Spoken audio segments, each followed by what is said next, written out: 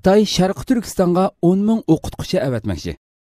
25 dekabr yer shari vaqt kesib bergan xabarda ma'lum bo'lishicha, Xitoyning ma'rif boshqarish tarmoqlari 2018-yil Sharqi Turkistonga 10 ming nafar o'qituvchi avatishni planlagan. Bu yil beshida Xitoy Uyg'ur tilini ma'rif sohasidan siqib chiqarish uchun nurg'unlagan Uyg'ur o'qituvchilarni 200limichi diniy asabiy degan tuhmatlar bilan ishdan bo'shatib yoki tarbiyalash o'rniga hatto turmaga qamadi. Xitoy 2018-yili Uyg'urcha ma'rifni amaldan qoldirish razil plani sifatida Sharqi Turkistonga tunji qadamda 4000 o'qituvchi avatmoqchi bo'lgan. Xalqarada Xitoyga qarshi kayfiyat avj olmoqda. 25 dekabr Umid ovozi radiosi bergan xabarda ma'lum bo'lishicha, Amerika axborot tarmoqlarining bir dokladida xalqarada Xitoyga qarshi kayfiyat avj olmoqda deyilgan. Xabarda Amerika, Yevropa, Avstraliya qatorliq davlatlar Xitoyning boshqa davlatlarning ichki qurilmasiga singib kirib, G'arb demokratiya tuzilmasiga tuhmat qilish harakatiga norozilik bildirgan. Doklad yana Xitoyga norozilik bildirayotgan Yevropa allaridan boshqa Pokiston, Nepal, Burma qatorliq Xitoyga qo'shin davlatlarmi borligi bildirilgan. Dunyo Uyg'ur qurultiyi rahbarlari Turk Ocaqlar tashkiloti bilan munosabat o'rnatdi. 22 dekabr kuni Dunyo Uyg'ur qurultiyining muavin raisi Dr. Erkin Akram apandi bilan Dunyo Uyg'ur qurultiyi ijroiya komiteti raisi Ömer Qanat apandi Turkiyaning ommaviy tashkilotlaridan Turk Ocaqlarini ziyorat qildi.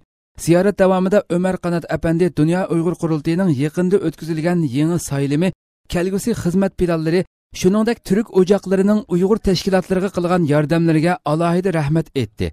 Hamda Dunyo Uyg'ur qurultiyining bundan keyin Turk Ocaqlar tashkiloti bilan davomli hamkorlik elib bormoqchi bo'lganliklarini bildirdi. Hamas Isroiliya bilan asir almashtirish kelishimi qilishga tayyorlanmoqda.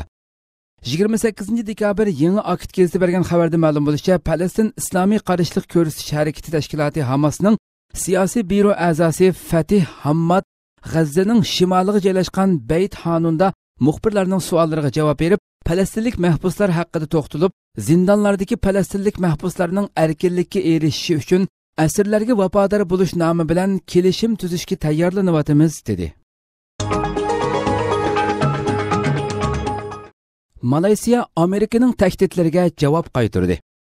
Turkiya ovoz radiosining 25 dekabrdagi xabarda ma'lum bo'lishicha, Malayziya muavin moliya ministri Osman Aziz Birlashgan Davlatlar Tashkiloti umumiy kengashidagi bilet tashlash faoliyatida Amerikaning Quddusni Isroiliya poytaxti deb e'tirof qilish qarorining rad qilinganligiga doir bayonot e'lon qildi.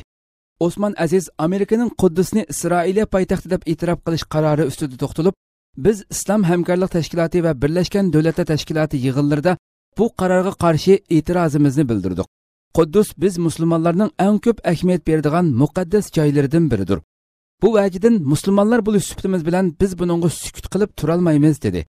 Osman Aziz Amerika prezidenti Donald Trumpning Falastinni qo'llagan davlatlarga iqtisodiy tahdid solganligi ustida to'xtalib, Malayziya iqtisodiy jihatdan ta'sirga uchragan taqdirdami musulmonlarning haq huquqini qo'g'dashdan hargiz qo'rqib qolmaydi dedi.